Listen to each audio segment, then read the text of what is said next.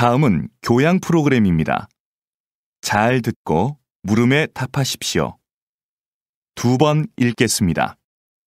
박사님이 저술하신 1만 시간의 법칙이 요즘 화제를 모으고 있는데요. 아직 읽어보지 않은 분들을 위해 소개 좀 해주시겠습니까? 1만 시간의 법칙은 어떤 분야든 만 시간을 투자해야 전문성이 쌓이고 성공할 수 있는 기본 조건이 갖춰진다는 법칙입니다. 10년 동안 매일 3시간씩을 투자해야 만 시간이 되는데요. 무조건 만 시간을 채운다고 해서 성공할 수 있다는 뜻은 아닙니다. 가령 악기 연습을 할 때 자신이 연주를 잘하는 곡만 연습하는 것은 전문가가 되기 위해 필요한 만 시간을 채우는데 전혀 도움이 안 됩니다. 자신에게 익숙하고 편안한 것에서 벗어나 자기 앞을 가로막고 있는 장애물과 만 시간 동안 마주해야 진정한 발전이 있습니다. 단순한 꾸준함보다는 자신의 한계를 넘어서려는 노력과 연습, 그것이 바로 성공의 관건이 된다는 것이죠. 다시 들으십시오. 박사님이 저술하신 1만 시간의 법칙이 요즘 화제를 모으고 있는데요. 아직 읽어보지 않은 분들을 위해 소개 좀 해주시겠습니까? 1만 시간의 법칙은 어떤 분야든 만 시간을 투자해야 전문성이 쌓이고 성공할 수 있는 기본 조건이 갖춰진다는 법칙입니다. 10년 동안 매일 3시간씩을 투자해야 만 시간이 되는데요. 무조건 만 시간을 채운다고 해서 성공할 수 있다는 뜻은 아닙니다. 가령 악기 연습을 할 때 자신이 연주를 잘하는 곡만 연습하는 것은 전문가가 되기 위해 필요한 만 시간을 채우는데 전혀 도움이 안 됩니다. 자신에게 익숙하고 편안한 것에서 벗어나 자기 앞을 가로막고 있는 장애물과 만 시간 동안 마주해야 진정한 발전이 있습니다. 단순한 꾸준함보다는 자신의 한계를 넘어서려는 노력과 연습, 그것이 바로 성공의 관건이 된다는 것이죠. 다음은 교양 프로그램입니다. 잘 듣고 물음에 답하십시오. 2번 읽겠습니다. 대표님은 날씨 경영인이라고 알려져 있는데요. 조금 생소한 말입니다. 날씨 경영이 어떤 사업인지 소개 좀 해주시겠습니까? 말 그대로 날씨에 대한 정보를 기업에 제공해 경영에 도움을 주는 사업입니다. 기업이 날씨 정보를 통해 미리 제품의 매출이나 소비자의 구매 욕구, 선호 상품 등을 분석하고 마케팅 전략을 세우면 경제적 손실을 극복하고 매출을 극대화할 수 있다는 거죠. 현재 국내 산업의 70에서 80%가 날씨에 직간접적으로 영향을 받고 있어 기상산업이 중요시되고 있는데요. 아직은 다른 나라에 비해 날씨 경영을 도입한 기업이 많지 않습니다. 하지만 정부에서 미래 유망 사업으로 선정할 정도로 점차 중요성이 부각되고 있습니다. 이제 날씨 정보는 단순히 재해 예방 차원을 넘어 경영 이익과도 연결되는 필수 요소로 인식되고 있는 겁니다. 다시 들으십시오. 대표님은 날씨 경영인이라고 알려져 있는데요. 조금 생소한 말입니다. 날씨 경영이 어떤 사업인지 소개 좀 해주시겠습니까? 말 그대로 날씨에 대한 정보를 기업에 제공해 경영에 도움을 주는 사업입니다. 기업이 날씨 정보를 통해 미리 제품의 매출이나 소비자의 구매 욕구, 선호 상품 등을 분석하고 마케팅 전략을 세우면 경제적 손실을 극복하고 매출을 극대화할 수 있다는 거죠. 현재 국내 산업의 70에서 80%가 날씨에 직간접적으로 영향을 받고 있어 기상산업이 중요시되고 있는데요. 아직은 다른 나라에 비해 날씨 경영을 도입한 기업이 많지 않습니다. 하지만 정부에서 미래 유망 사업으로 선정할 정도로 점차 중요성이 부각되고 있습니다. 이제 날씨 정보는 단순히 재해 예방 차원을 넘어 경영 이익과도 연결되는 필수 요소로 인식되고 있는 겁니다. 다음은 교양 프로그램입니다. 잘 듣고 물음에 답하십시오. 2번 읽겠습니다. 오늘은 한영수 박사님을 모시고 빗물연구소에서 어떤 일을 하는지 이야기를 들어보겠습니다. 박사님, 시작해 주시죠. 저희 빗물연구소가 뭘 하는 곳인지 모르는 분들이 많은데요. 빗물연구소에서는 아주 간단하면서도 친환경적인 일을 합니다. 바로 빗물을 깨끗한 물로 만드는 일이죠. 빗물은 저장할 공간과 정화시설만 갖추면 소중한 자원이 됩니다. 정화된 빗물은 식수나 생활용수로 다양하게 사용되고 있습니다. 의미 없이 버려졌던 빗물이 우리 생활에서 없어서는 안 될 중요한 존재가 된 거죠. 다시 들으십시오. 오늘은 한영수 박사님을 모시고 빗물연구소에서 어떤 일을 하는지 이야기를 들어보겠습니다. 박사님, 시작해 주시죠. 저희 빗물연구소가 뭘 하는 곳인지 모르는 분들이 많은데요. 빗물연구소에서는 아주 간단하면서도 친환경적인 일을 합니다. 바로 빗물을 깨끗한 물로 만드는 일이죠. 빗물은 저장할 공간과 정화시설만 갖추면 소중한 자원이 됩니다. 정화된 빗물은 식수나 생활용수로 다양하게 사용되고 있습니다. 의미 없이 버려졌던 빗물이 우리 생활에서 없어서는 안 될 중요한 존재가 된 거죠. 다음은 교양 프로그램입니다. 잘 듣고 물음에 답하십시오. 2번 읽겠습니다. 작가님, 식물 세밀화라는 말을 처음 들어보는데요. 식물 세밀화가 무엇인지 자세히 설명해 주시겠습니까? 식물화와의 차이점을 말씀드리면 이해하기가 쉬우실 것 같아요. 식물화는 화가가 감정을 넣어 식물의 아름다움을 표현하잖아요. 그런데 식물 세밀화는 감정을 배제한 채 식물의 형태를 있는 그대로 자세히 그려요. 식물의 기록을 사진으로 남기지 않고 왜 그림으로 그리냐고 묻겠지만 사진은 식물의 미세 구조까지 표현하는 데 한계가 있습니다. 생태계 기록에 중요한 꽃잎의 개수나 뿌리 모양 같은 거 말이죠. 그래서 식물학계에서는 사진보다 식물 세밀화를 중시합니다. 하지만 여전히 식물 세밀화가 많지 않은 점은 아쉽습니다. 다시 들으십시오. 작가님, 식물 세밀화라는 말을 처음 들어보는데요. 식물 세밀화가 무엇인지 자세히 설명해 주시겠습니까? 식물화와의 차이점을 말씀드리면 이해하기가 쉬우실 것 같아요. 식물화는 화가가 감정을 넣어 식물의 아름다움을 표현하잖아요. 그런데 식물 세밀화는 감정을 배제한 채 식물의 형태를 있는 그대로 자세히 그려요. 식물의 기록을 사진으로 남기지 않고 왜 그림으로 그리냐고 묻겠지만 사진은 식물의 미세 구조까지 표현하는 데 한계가 있습니다. 생태계 기록에 중요한 꽃잎의 개수나 뿌리 모양 같은 거 말이죠. 그래서 식물학계에서는 사진보다 식물 세밀화를 중시합니다. 하지만 여전히 식물 세밀화가 많지 않은 점은 아쉽습니다.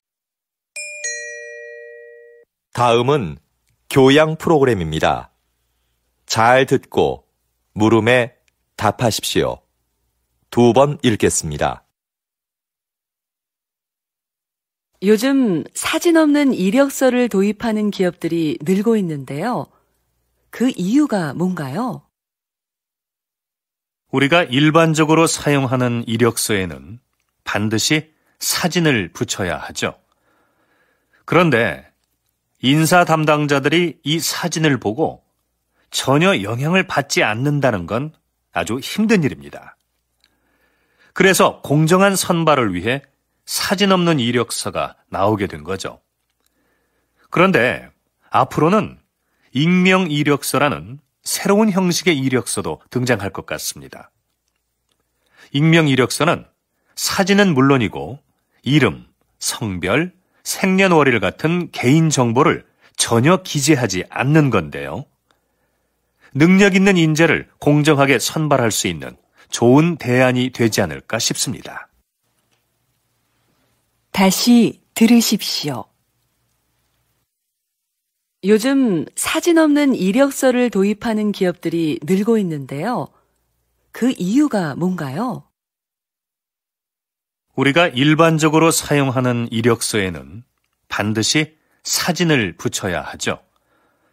그런데 인사 담당자들이 이 사진을 보고 전혀 영향을 받지 않는다는 건 아주 힘든 일입니다. 그래서 공정한 선발을 위해 사진 없는 이력서가 나오게 된 거죠. 그런데 앞으로는 익명 이력서라는 새로운 형식의 이력서도 등장할 것 같습니다. 익명 이력서는 사진은 물론이고 이름, 성별, 생년월일 같은 개인 정보를 전혀 기재하지 않는 건데요. 능력 있는 인재를 공정하게 선발할 수 있는 좋은 대안이 되지 않을까 싶습니다. 37번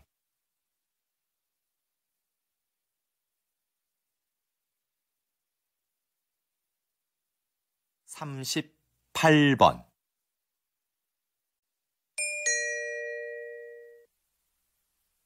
다음은 교양 프로그램입니다. 잘 듣고 물음에 답하십시오. 2번 읽겠습니다. 요즘 수면 산업이 빠른 성장세를 보이고 있습니다.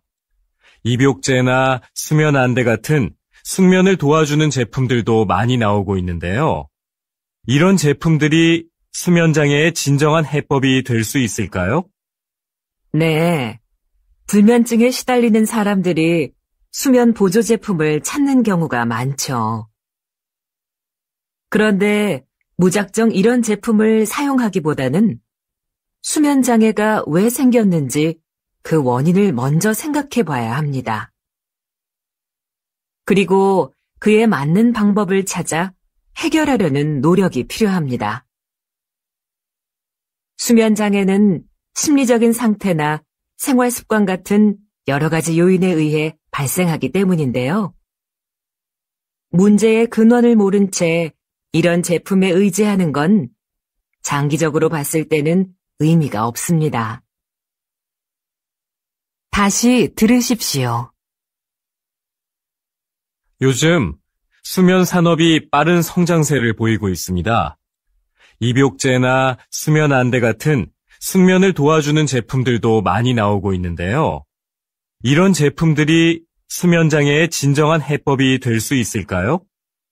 네. 불면증에 시달리는 사람들이 수면 보조 제품을 찾는 경우가 많죠. 그런데 무작정 이런 제품을 사용하기보다는 수면 장애가 왜 생겼는지 그 원인을 먼저 생각해 봐야 합니다. 그리고 그에 맞는 방법을 찾아 해결하려는 노력이 필요합니다. 수면 장애는 심리적인 상태나 생활 습관 같은 여러 가지 요인에 의해 발생하기 때문인데요. 문제의 근원을 모른 채 이런 제품에 의지하는 건 장기적으로 봤을 때는 의미가 없습니다.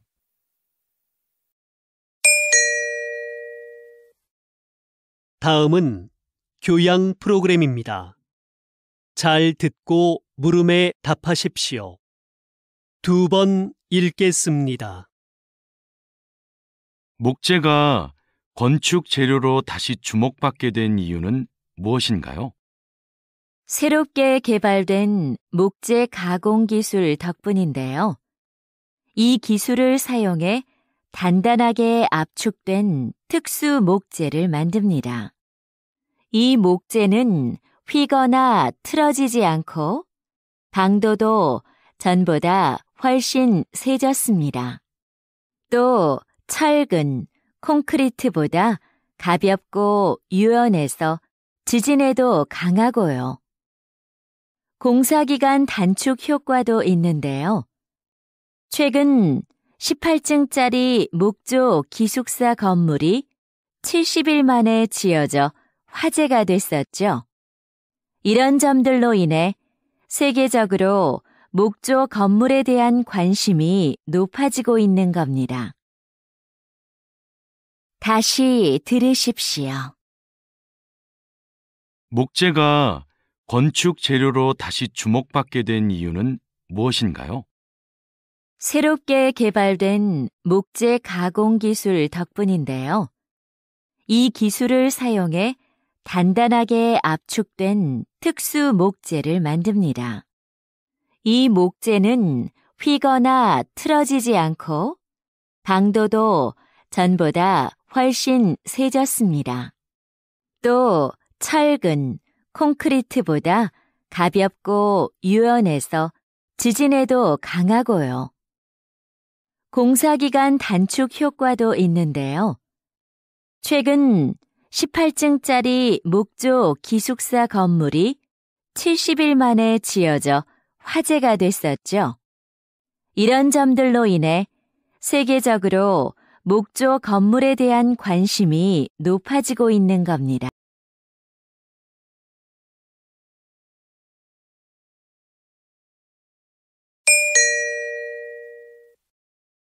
다음은 교양 프로그램입니다. 잘 듣고 물음에 답하십시오. 2번 읽겠습니다. 충치뿐 아니라 잇몸병으로 고생하는 젊은 분들이 상당히 많네요. 네, 그 수가 전체 잇몸병 환자의 3분의 1을 차지할 정도니까요. 20, 30대 환자는 최근 5년 사이에 약 60%나 증가했습니다. 젊은 분들은 잇몸병을 대수롭지 않게 여기는 경향이 있는데요. 손상된 잇몸은 원래대로 회복되지 않습니다. 게다가 잇몸병의 원인이 되는 세균이 온몸을 돌아다니며 다른 신체 기관에 악영향을 끼치기도 하고요. 심각한 경우에 이 세균이 심장병이나 치매를 유발할 수도 있어요. 건강할 때부터 잇몸을 잘 관리하는 것이 좋습니다. 다시 들으십시오. 충치뿐 아니라 잇몸병으로 고생하는 젊은 분들이 상당히 많네요. 네, 그 수가 전체 잇몸병 환자의 3분의 1을 차지할 정도니까요. 20, 30대 환자는 최근 5년 사이에 약 60%나 증가했습니다. 젊은 분들은 잇몸병을 대수롭지 않게 여기는 경향이 있는데요. 손상된 잇몸은 원래대로 회복되지 않습니다. 게다가 잇몸병의 원인이 되는 세균이 온몸을 돌아다니며 다른 신체 기관에 악영향을 끼치기도 하고요. 심각한 경우에 이 세균이 심장병이나 치매를 유발할 수도 있어요. 건강할 때부터 잇몸을 잘 관리하는 것이 좋습니다. 37번